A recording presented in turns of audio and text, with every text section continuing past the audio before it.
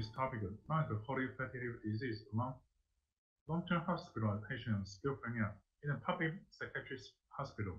I'm Dr. Wang from Yuli Hospital. First of all, I would like to apologize because of the earthquake.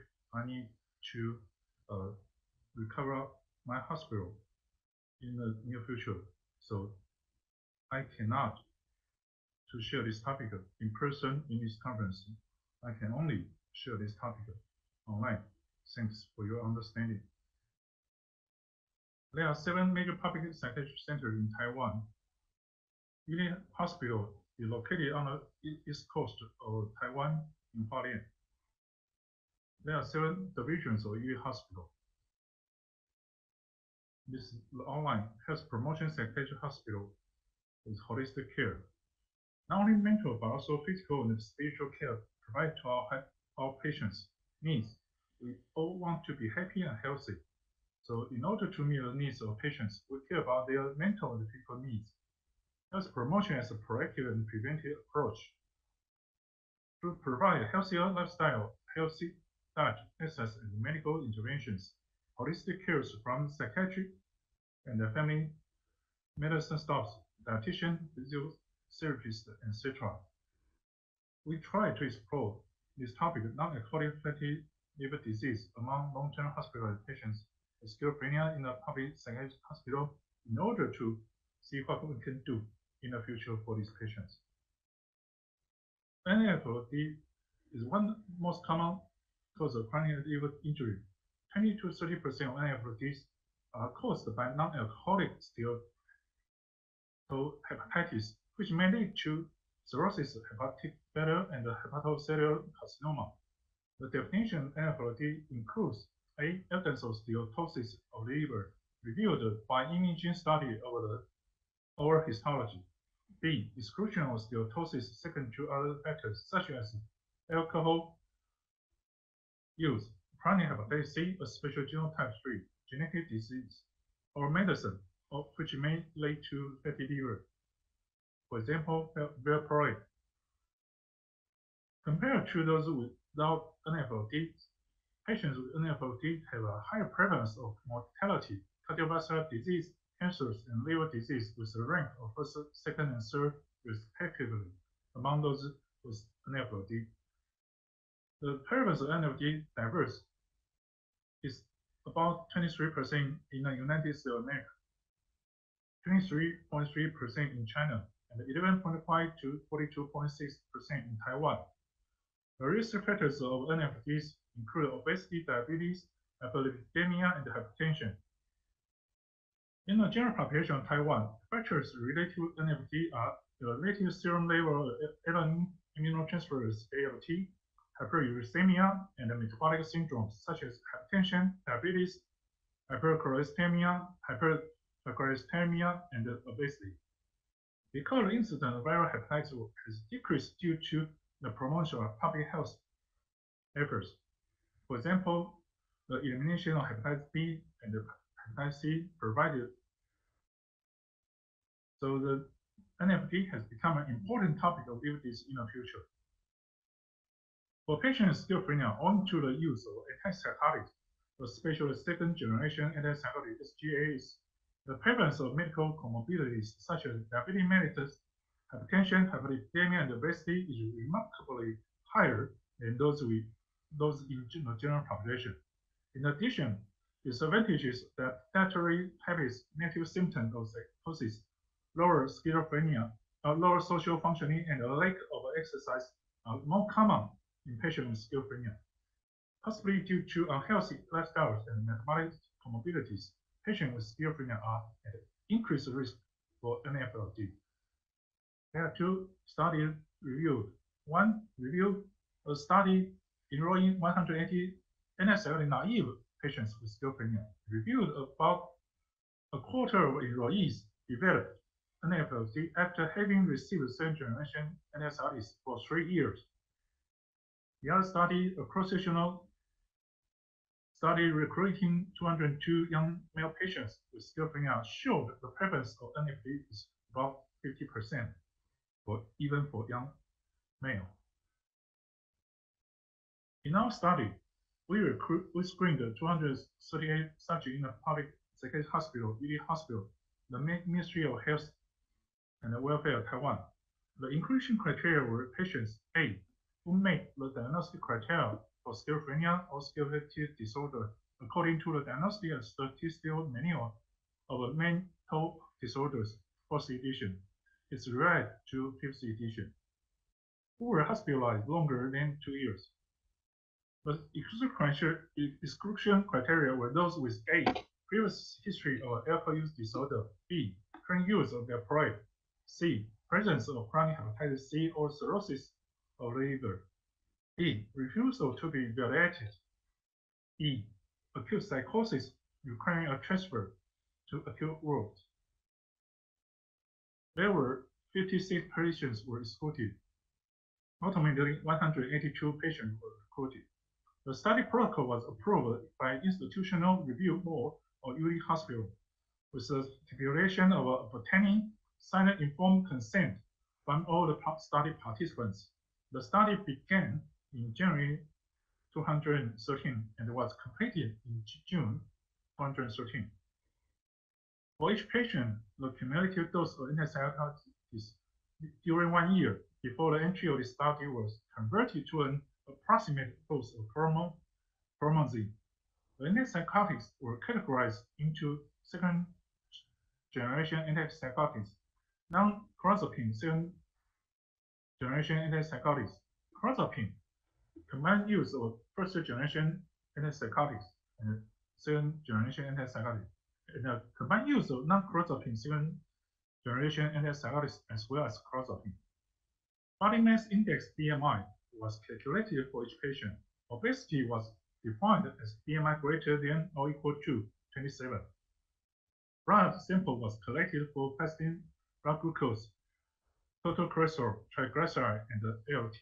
The higher blood level ALT was defined as ALT greater than 40 units per liter. We coded the diagnosis of hypertension, diabetes, hypercholesterolemia, and hypertriglyceridemia from electronic medical record. The abdomen ultrasonography was carried out by a senior and certified family medicine physician, TCL, using a 3.5 MHz color ultrasonography. The diagnosis of NAFLD was made by the diagnostic criteria for NAFLD provided by the American Gastroenterology Association. To explore the differences between NAFLD and non-FLD groups, we did univariate analysis with an independent t-test for continuous variables and a chi-square test for categorical variables. In addition to age and sex, covariates including the medical diagnosis, for example, hypertension, triglyceridemia, cholesterolemia, diabetes, obesity, high blood levels, or ALT, type of antipsychotic, 1 year cumulative dose antipsychotics, and comorbid chronic hepatitis B were included in the logistic regression model. The aggregate sample size of this current study was 110, which was fewer than the number of participants. Number is 182, and was sufficient for the logistic regression model according to a calculation formula proposed by a number of researchers. We computed the study data from IBM SPSS version 19. The differences between the groups were considered significant if p-value is less than 0.05 to 12. Here are the results. The table 1 shows difference in variables between groups of non-alcoholic fatty liver disease and alcohol.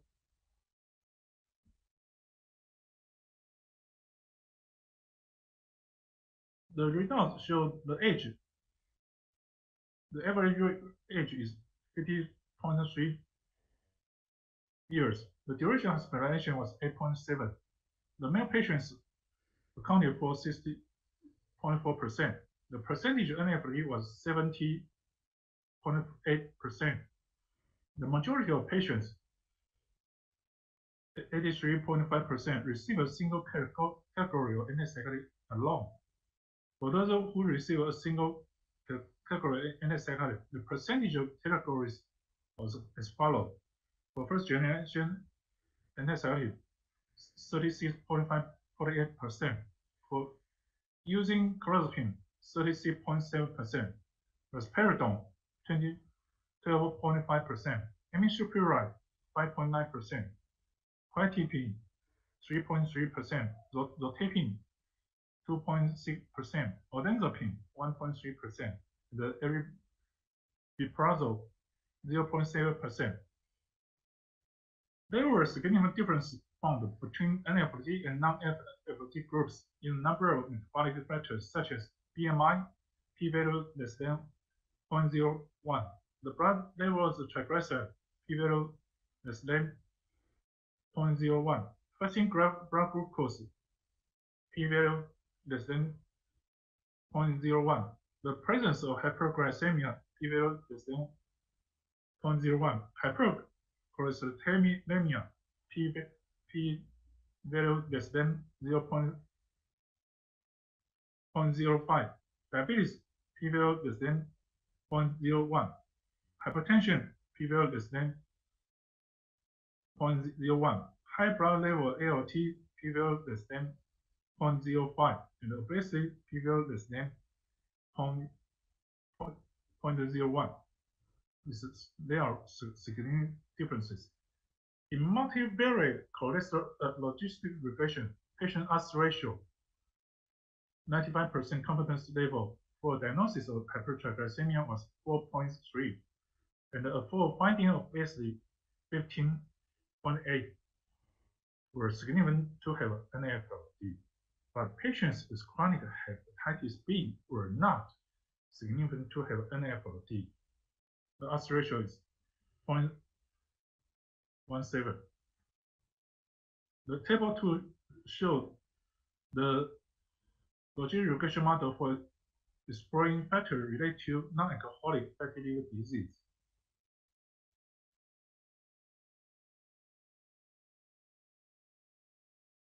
In discussion, to our knowledge, this is the first study to explore the prevalence of NAFLD in long-term hospitalized patients with schizophrenia. Our current study showed that a high prevalence of NAFLD, up to 70%, was found among hospitalized patients with schizophrenia with an average of 8.7 years or length of stay in Table 1. In addition, multivariate logistic regression revealed the hypertriglyceridemia and obesity were significant risk factors of NAFLD. And the chronic hepatitis B is a protective, possibly a protective factor against NAFLD for this patient is shown on Table 2. The prevalence of NAFLD in our study is 70.9%, much higher than in the general population. In Taiwan, it's reported around 11.5% to 42.6% in other studies. The prevalence of NAFLD in the current study is also much higher than in drug-naive patients with schizophrenia receiving second-generation antipsychotic for 3 years. It's only 25%, and the other study, 202 male patients with schizophrenia receiving antipsychotics at least 1 month, is 50%. The most important reason for this disparity in the prevalence of NAFLD is due to the difference in participants in our study from those in the other 2 studies. The high prevalence of NAFLD in ours may be partly explained by the fact that patients with schizophrenia in the long-stay wards have a more marked negative symptom, which lead to a lack of leisure activities, including regular exercise. Moreover, patients with obesity and hypertriglyceridemia were more significant to have NAFLD in this current study. Those findings are compatible with those in study for general population and in study enrolling male patients with schizophrenia. A study recruiting 876 people with metabolic syndrome in the general population in Taiwan revealed that women are 4.2 times more likely than men to have NFLD. But in this study, as reviewed on table 2, we didn't find an association between sex and NFLD. This might be accounted for by the fact that the target population in this study was hospitalized patients with schizophrenia whose lifestyles, including medication and eating and exercise patterns, were predominantly affected by institutionalization, so gender effects on everybody are to be offset. In addition, after controlling for many confounders, our study did not reveal any association between diabetes and NFLD revealed on table 2, which is not in accordance with the finding in our study. In line with our study, the study exploring 202 male patients with schizophrenia does not show any association between fasting glucose level and NFLD either. The possible reason may be due to differences in characteristics of subjects among various studies.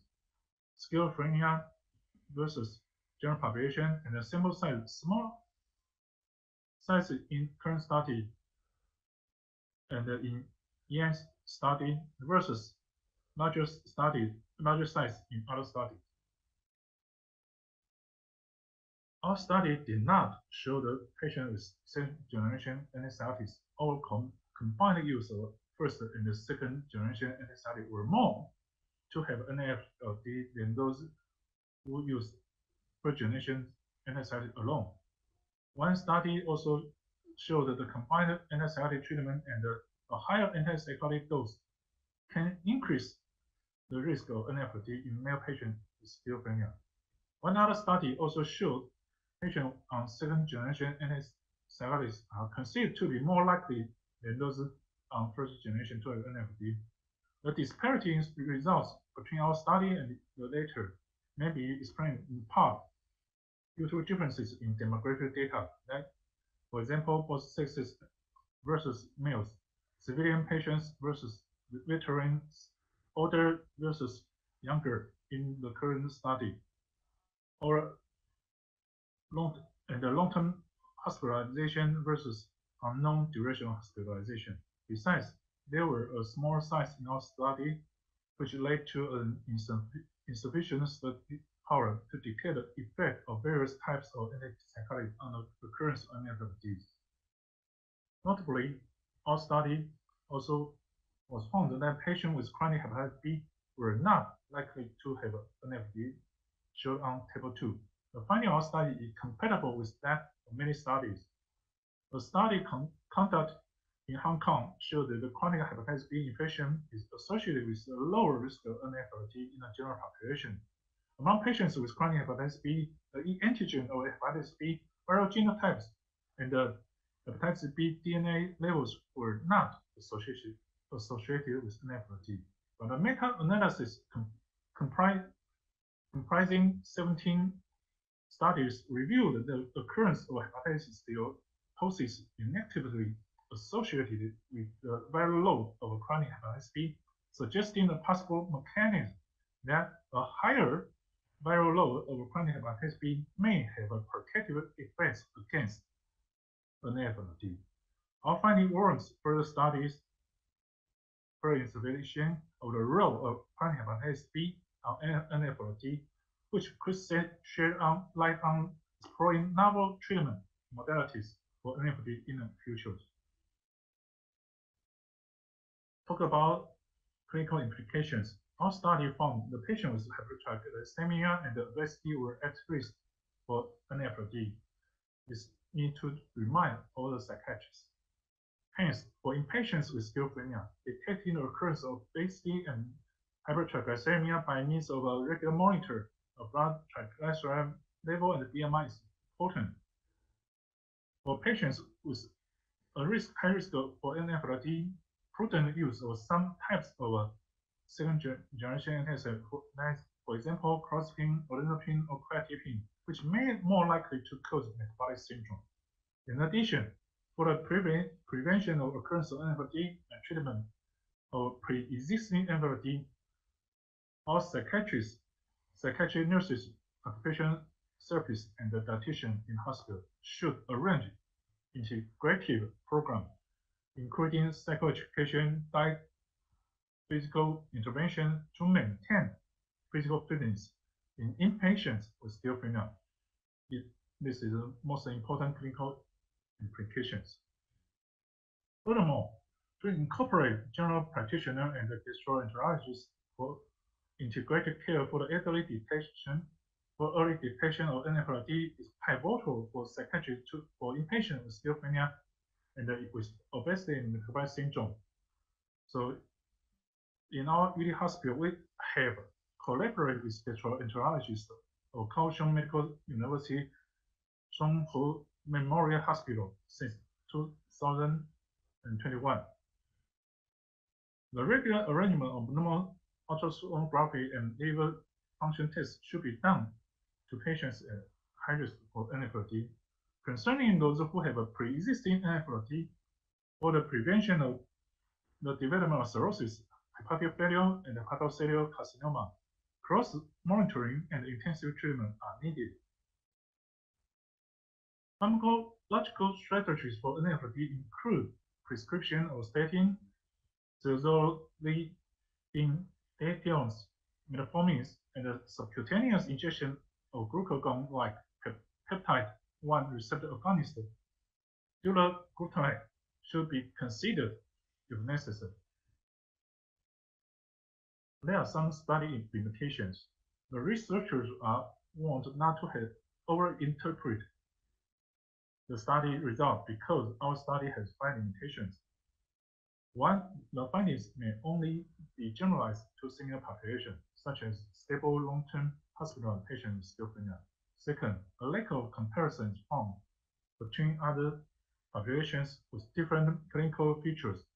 Further observational studies may explore the comparisons of NFLD among long-term hospitalized patients and other populations, such as patients with long stay in hospitals, patients in the community, patients with early onset psychosis, and the general population.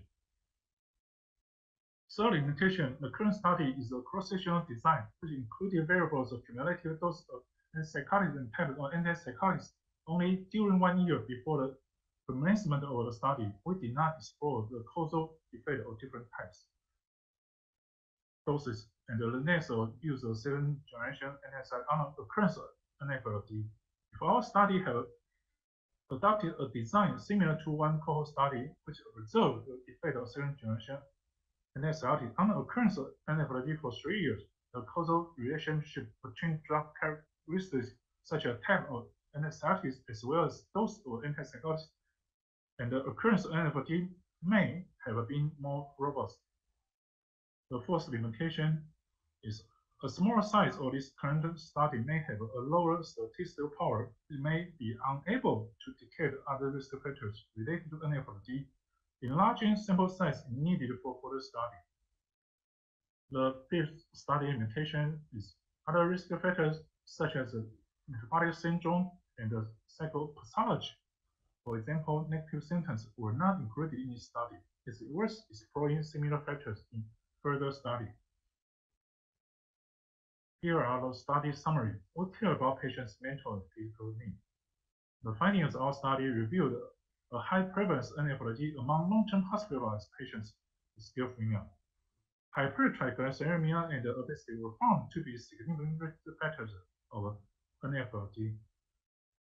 To prevent severe complications caused by NFLD timely, we suggest that comprehensive and prompt assessment of the presence of NFLD as well as intervention is mandatory for maintaining well-being and quality of life in the long-term care for patients with schizophrenia. Other risk factors such as metabolic syndrome and the psychopathology, that is, for example, negative symptoms were not included in study. It's worth exploring similar factors for further study. Thank you for your attention. I'm Dr. Wang from Yuli Hospital. Thanks for your